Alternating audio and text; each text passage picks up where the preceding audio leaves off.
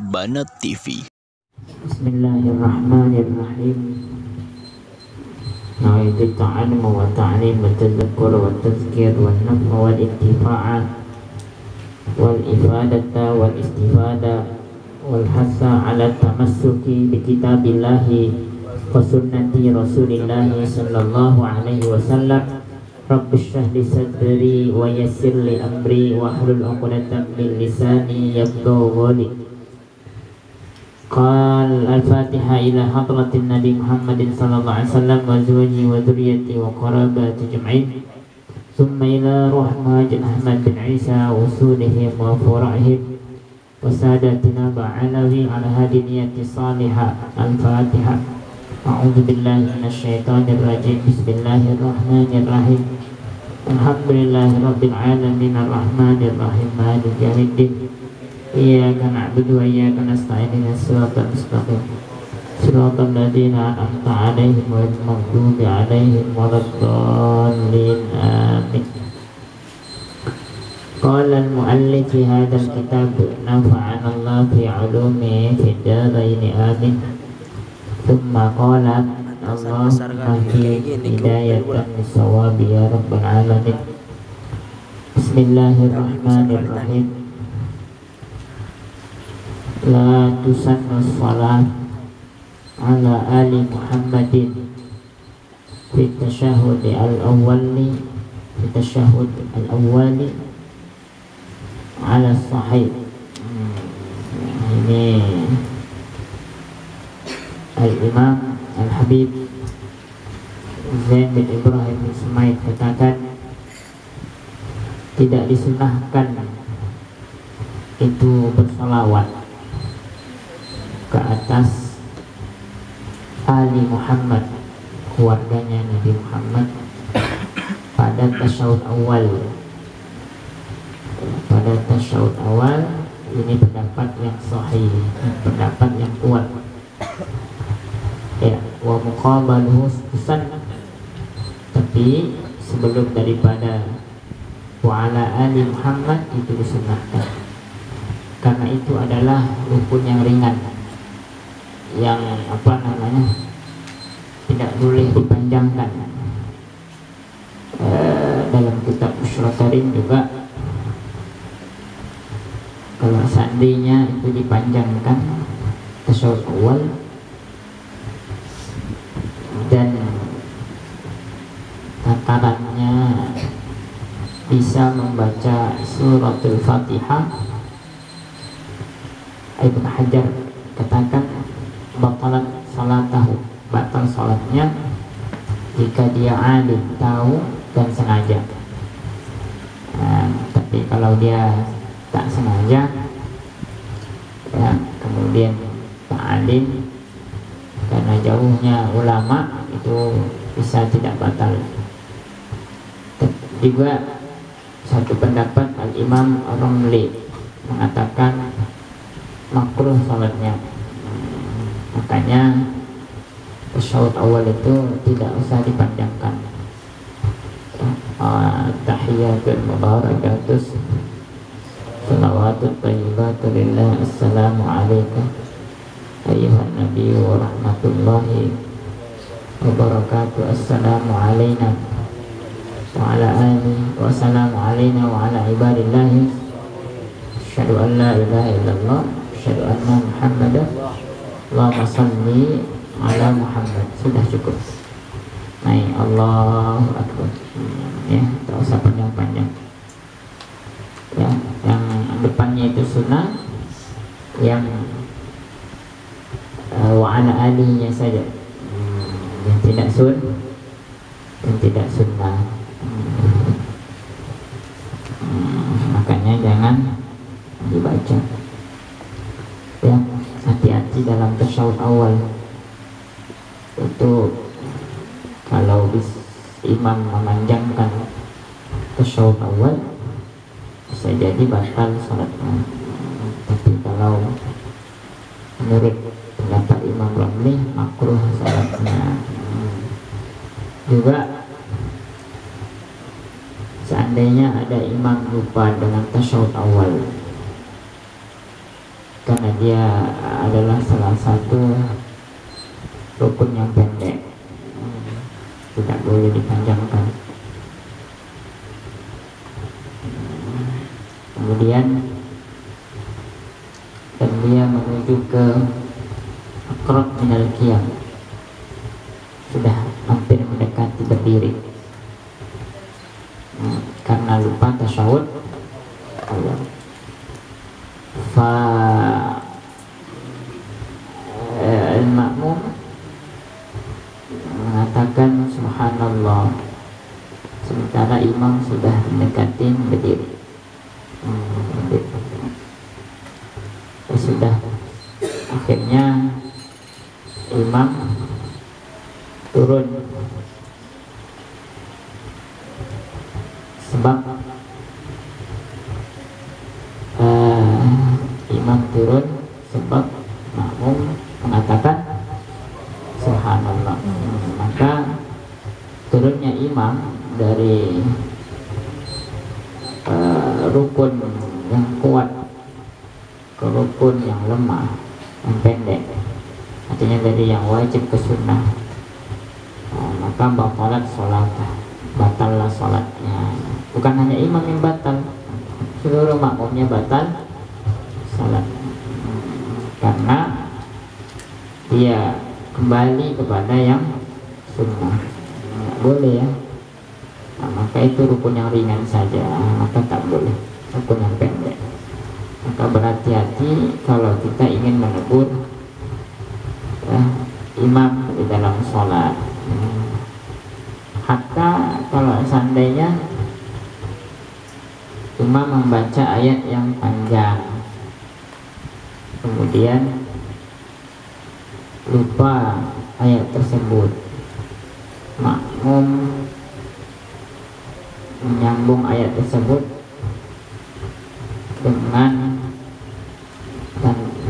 dengan niat selain zikir. Niatnya itu untuk menegur atau memberitahu imam sambungannya, ini batal sholat makmum. Kalau niatnya memberitahu sambungan tersebut, maka di sini harus diperhatikan. Itu makmum hanya berniat untuk niat zikir saja. Jika ingin meneruskan sambungan ayat yang dibaca oleh imam dan imam pada saat itu dalam keadaan lupa, niatnya apa? Zikir. Kalau niatnya selain zikir, ya sudah, maka batallah sholat makmum. Sama dengan berdeham dengan sengaja juga batal sholat. Ya harus diperhatikan ulang sholat. Makanya waktu sholat itu kan panjang, zuhur dimulai jam 12:30, habisnya sampai jam 4. Maka dan sholat yang kita lakukan lebih paling lama 5 menit. Maka diperhatikan semua ya, rukun-rukunnya dan sunnah-sunnahnya. Harus tahu arkanus sholat, harus tahu rukun-rukun sholat, harus tahu mana sunnahus sholat, sunnah-sunnah sholat. Karena kalau dia yakinin yang rukun menjadi sunnah, nggak boleh batal sholatnya. Tapi kalau yang sunnah dianggapnya rukun, boleh, karena derajat rukun lebih kuat daripada sunnah. Ya, paham ya?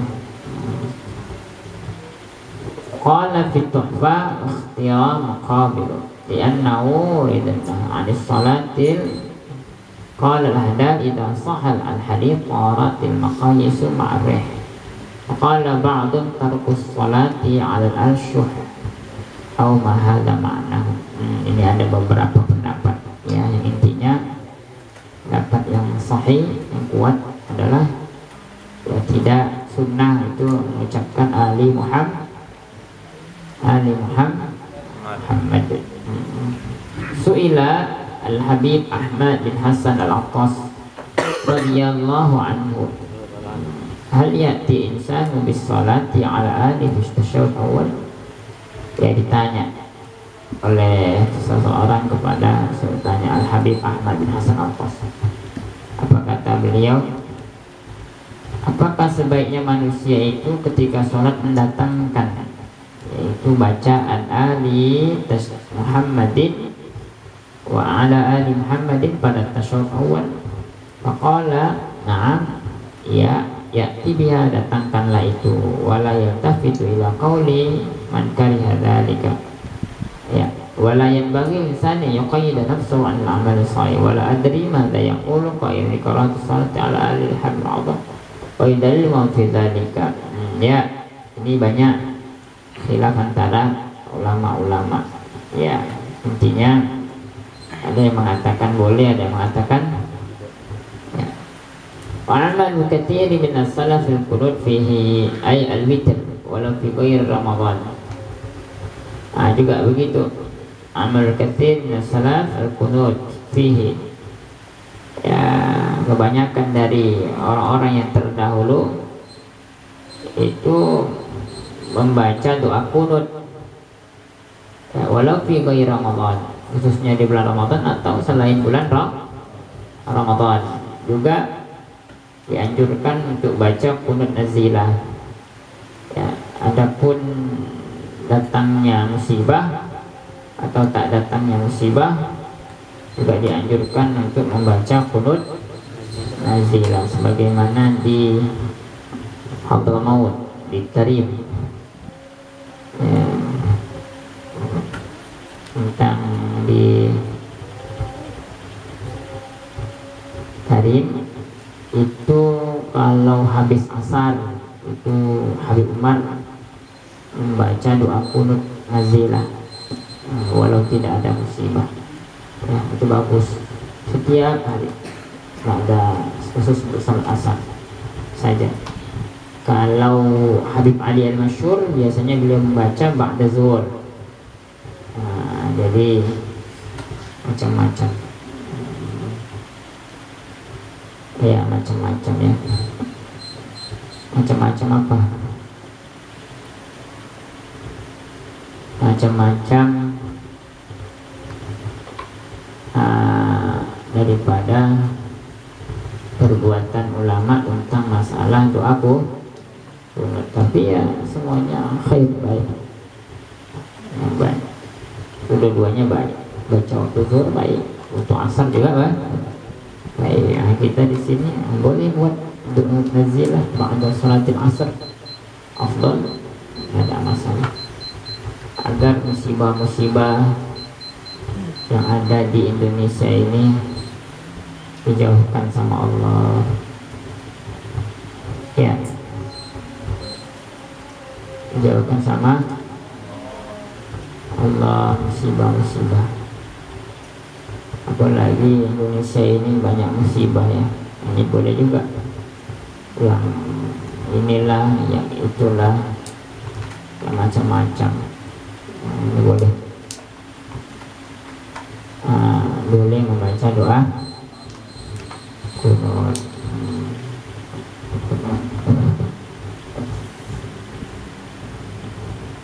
Syuaya.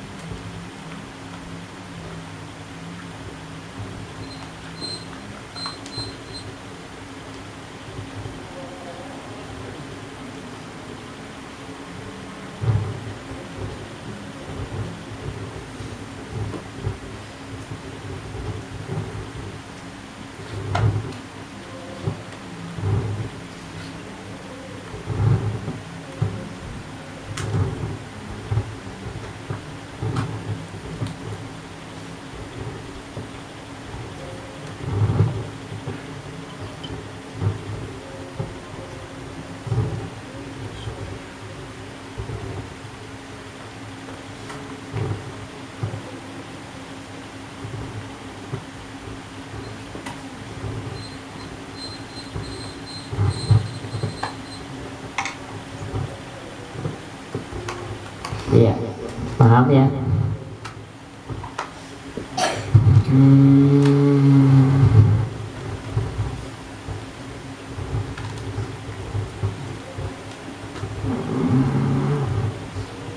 Ruya anna Syafi'iyya radhiyallahu anhu tarakal qunut fi subh lamma shalla fi ma'jamatil Hanafiyyati fi masjid imamihim bi Tawahi Baghdad. Faqala katsirun minan nas fa'ala dzalika adaban ma'al imam. Ya. Diriwayatkan daripada Imam Syafi'i, diriwayatkan ya, itu Imam Syafi'i radhiyallahu anhu meninggalkan doa kunut. Imam Syafi'i meninggalkan doa kunut pada waktu subuh. Tapi beliau punya alasan kenapa beliau meninggalkan kunut. Pada waktu subuh. Lamma shalla ma'a jama'atin, tatkala beliau ini sholat berjamaah, yaitu yang mereka ini jamaahnya ini bermadzhab Hanafi, karena orang Hanafi tidak memakai doa kunut fi masjid imamihim bi Tawahi. Waktu itu di dalam masjid, yang mana masjid tadi itu di daerah Baghdad. Ditinggalkan. Kenapa? Faqala katsirun minan nas fa'ala dzalika adaban minal imam.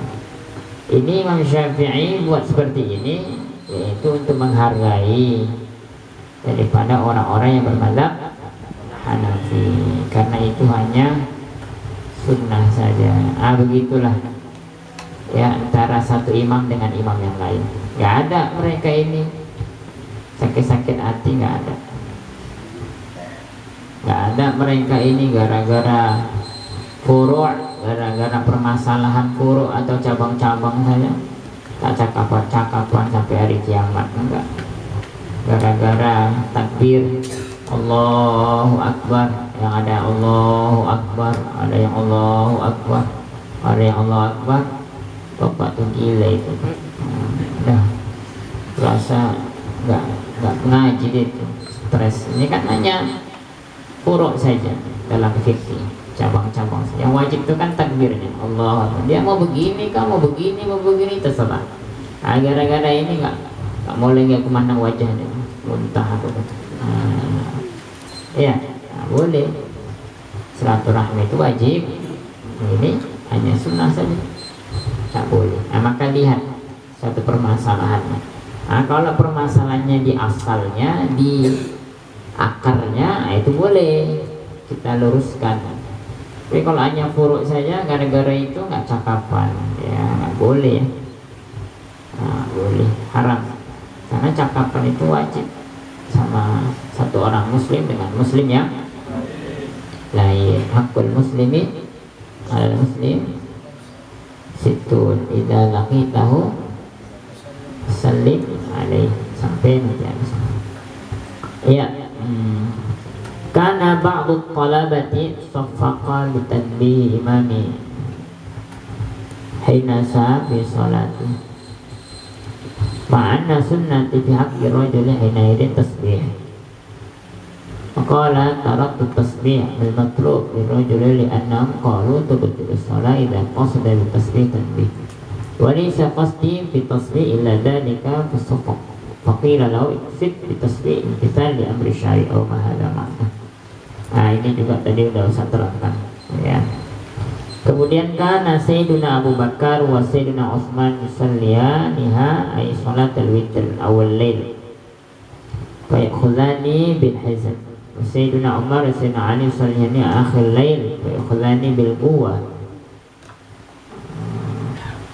واختار الإمام شعراني ما اختاره سيدنا أبو بكر وسيدنا عثمان وقال لأن لا أثق أن أعيش حتى أصلي ولا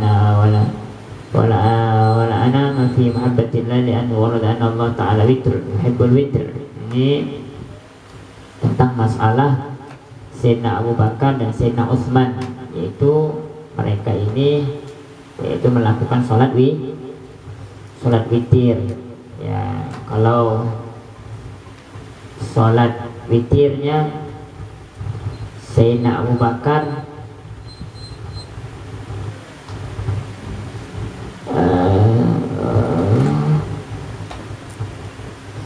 Sayyidina Abu Bakar Sayyidina Utsman Sayyidina Umar. Nah ini Sayyidina Abu Bakar dan Sayyidina Utsman itu salat witirnya di di awal lail, pada awal malam ya.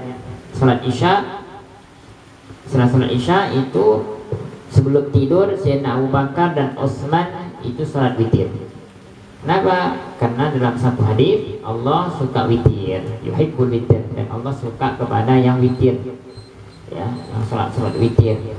Juga dalam hadis autiru ya ahlul Quran, berwitirlah kalian orang-orang yang sering baca Quran atau yang hafizul Quran. Witir ya, cinta Allah dengan witir.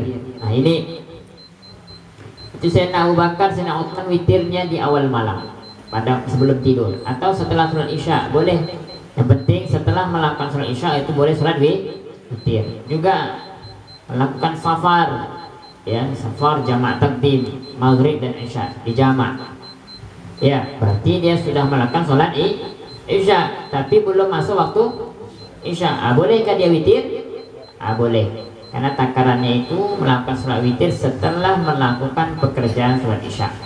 Boleh ya, bukan maksudnya waktu Isya tapi setelah melaksanakan salat Isya. Seperti salat safar, orang yang safar 2 marhalah itu diperbolehkan untuk qashar. Nah itu boleh dia melakukan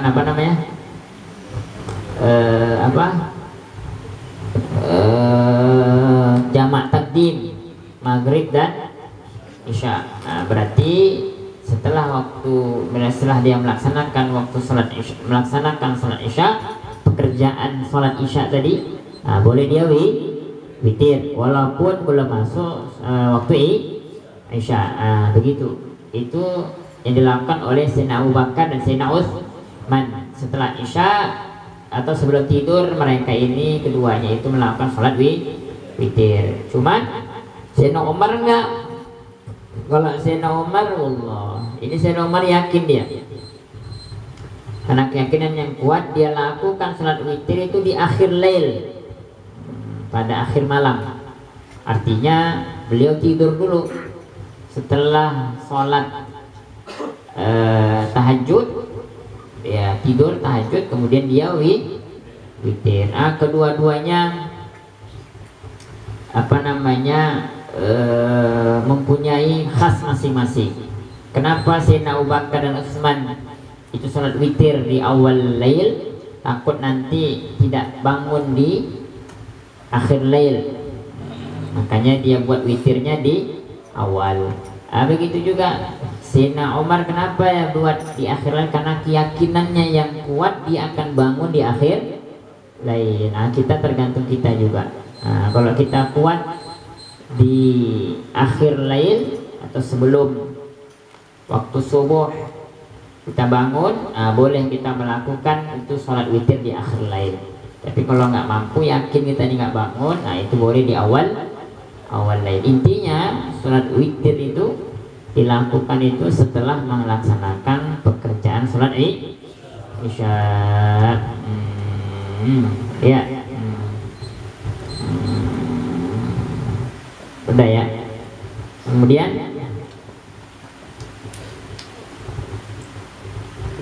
inna salafa idza lam yatamakkanu min salati rak'atai al-fajr lam yusalluha ba'da al-fardhah hatta tala asy-syams. Ini juga sahabat-sahabat luar biasa. Nabi juga pernah buat seperti ini. Rak'ataini salat al-fajr khairu minad dunya wa ma fiha. 2 rakaat salat fajar itu lebih baik daripada dunia beserta isinya. Ya, 2 rakaat salat fajar itu lebih baik daripada dunia beserta isinya. Dengan hadis yang diriwayatkan oleh Rasulullah ini, yang di perkataan baginda Nabi Muhammad, maka boleh kita ini mengqadha daripada sholat sunnah ini. Sholat sunnah apa namanya? Sholat sunnah fajar boleh mengqadha. Misalnya ya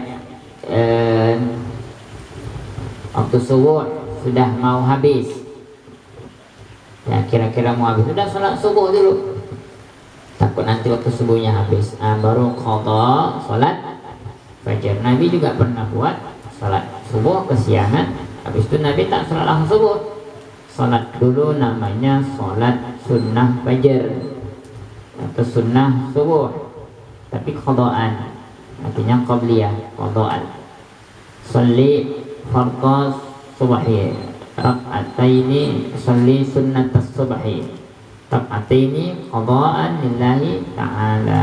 Baru kata sahabat, apakah sholat kita sudah berubah ya Rasulullah? Tidak, tetap sholat subuh 2 rakaat, dan aku sholat ini bukan untuk menambah sholat subuh, tapi aku mengqadha daripada qabliyah subuh.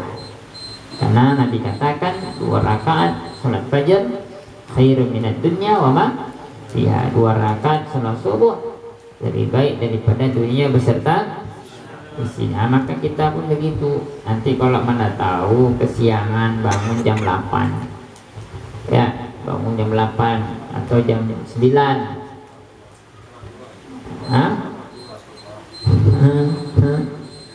sholat duha, sholat subuh, ya tapi sebelum sholat subuh sholat sunnah dulu, sunnah qabliyah subuh qadhaan, baru sholat subuh. Jangan tinggalkan qabliyah subuhnya, sayang, karena tidak mendapat ya kehebatan yang Allah berikan kepada kita, yaitu 2 rakaat sholat sunnah lebih fajar lebih baik daripada dunia beserta isinya. Paham ya? Nah ini mana tahu ya, kita kan manusia, kadang-kadang kecapean dan macam-macam.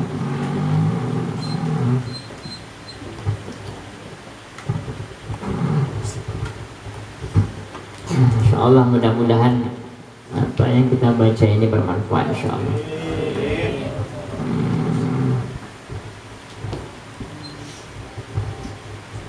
Ya, min 'adati salaf annahum la yatanaffaluna bainal 'ashri wal maghrib wa baqil awqat makruha wa la yu'iduna al-'asr was subh lima fi hadaini waqtaini min al-karaha wa qad nabbaha 'ala dhalika al-Ghazali fi Ihya wa in qarrara al-fuqaha anna dawatil asbab mustasniyat. Ya ini ya ada kebiasaan orang-orang yang terdahulu, mereka itu ya tidak melambat-lambatkan ya untuk sholat asar dan sholat maghrib, ya itu karena waktu-waktu itu adalah waktu yang sangat banyaknya orang yang lalai. Waktu asar banyak orang yang bekerja ya, macam-macam, sehingga menggunakan waktu itu untuk pekerjaan, sehingga akhirnya sholatnya itu mendapatkan waktu-waktu yang makruh, maksudnya di ujung-ujung, wah sudah mau terang, sudah mau gelap baru sholat. Maghrib juga begitu, sudah mau nah ini boleh ya, walaupun sah tapi dilarang.